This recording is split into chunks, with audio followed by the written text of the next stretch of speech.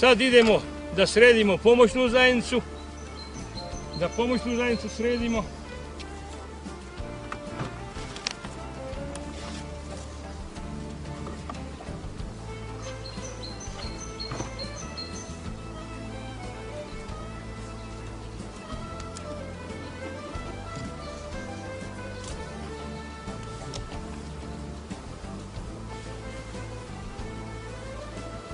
Isto ovdje pristupamo sortiranju meda, polena. Isto smo stavili građevnjak prije 15 dana. Pčele su, evo vidite, uradile djelimično.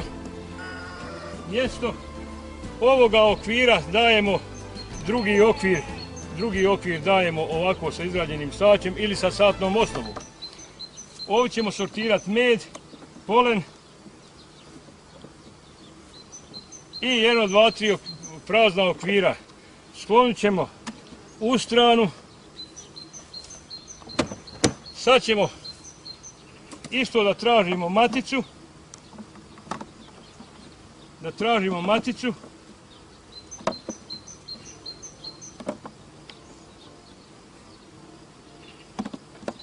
Evo otprilike našli smo maticu ovdje. Fino, stavit ćemo je ovdje. Možemo blokatorom isto da maticu da nam ne bi ispala u travu. Ako nema blokatora onda moramo prekontrolisati ponova da li je matica na okviru.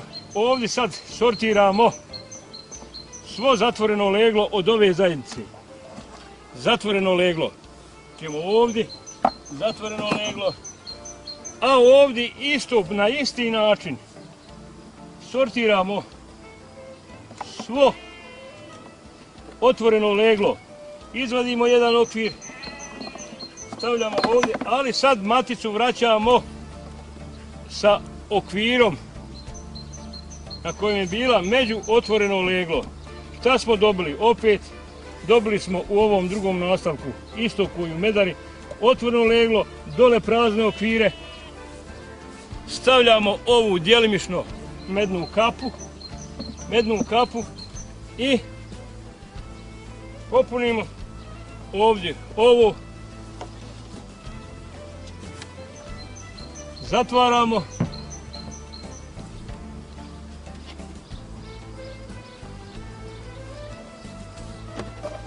Dobili smo ovdje sada rasterećenu pomoćnu zajednicu. Pokupili smo još svo zatvoreno leglo, već djelimično 7-8 okvira zatvorenog legla. Ostavili smo dosta prostora praznih okvira, satne osnove, da matica ima da leže, da ne bi zarojila. Šta ćemo sad uraditi? Uzet ćemo prskalicu sa razblaženom rakijom ili čajem od nane mente, ona prskalica. Poprskat ćemo ove pčele malo ovdje, poprskat ćemo ove pčele sa zatvorenim leglom iz pomoćne zajednice i dodat ćemo ovdje na produktivnu zajednicu. Zatvaramo ovu produktivnu zajednicu. Ovo je produktivna zajednica već formirana, a ovo je pomoćna zajednica.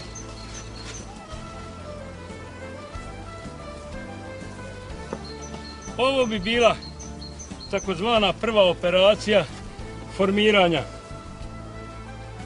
pomoćne zajednice i produktivne zajednice.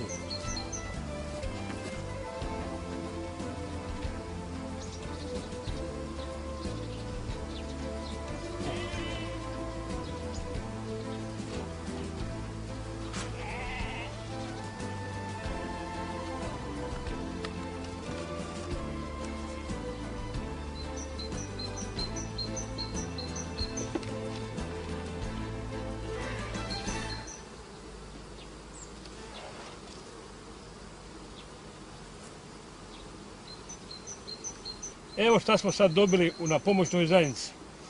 Dobili smo, na podnjači je ostao nastavak sa okvirima praznim, u srednji nastavak je otvoreno leglo i matica, a u trećem je nastavku okviri sa medom. Tako da ima u trećem nastavku, to se zove kao kapa, neka sigurnost matici da može zalijegati ova dole dva nastavka i da ima prostora da nam se ne bi zarojio. U produktivnoj zajednici smo dobili istu situaciju dole na 3 nastavka, okviri prazni, otvoreno leglo sa maticom u srednjem i okviri sa medom u trećim. Isto potpuno identično smo napravili plodište pomoćne zajednice i produktivne zajednice. Tako da matica, ovdje se sad nalazi ta pregradna, slijepa pregrada, vidite sa lesonitkom. Tako da je fizički odvojena matica u plodištu od ovih medišta. Gore vidiš, ovdje je sad iznad ove slijepe pregrade medište sa zatvorenim leglom od produktivne zajednice. U drugom je nastavku medište sa zatvorenim leglom od pomoćne zajednice. Znači, šta smo dobili ovdje? Dobili smo 2 nastavka sa zatvorenim leglom. Leglo će postupno izlaziti, a ove pčele će iz medišta unositi med. Ovo medište, pošto je fizički odvojeno od plodišta, izvesna količina pčele će se vratiti dole u plodište, ali zato smo mi, kad smo formirali ova 2 nastavka medišta, natresli sa otvorenog legla pčela ovdje da popune ono mjesto onih pčela koje će se vratiti dole u plodište, da nam ne bi leglo se prehladilo. Ako bi se okišalo, sa ovim letom smanjujemo ovaj otvor na pregradnoj daski, ostavljamo samo ovo leto, možemo i njih djelimično smanjiti ako je hladno vrijeme, dok ovo leglo djelimično ne iziđe. 5. i 6. dan ćemo otvoriti ovo medište, pronaćemo okvire na kojem su matičnjaci, jer će ova su medišta obezmatičena, oni će povući na određenim okvirima matičnjake, jer to u periodu pred glavnu pašu gdje uvijek ima neka tiha paša djelimično, možemo ovdje staviti i mednu pogaču kao dežurnu, tako da nam ova pogača dežura u slučaju ako bi se okišalo, pošto ovdje izlazi masa mlade pčele, ima i meda, ali neki imaju za svaki slučaj i tu pogaču, da nam ne bi došlo do uginuća, da prati sve do glavne paše ova pogača. Šta ćemo uraditi sa matičnjaka?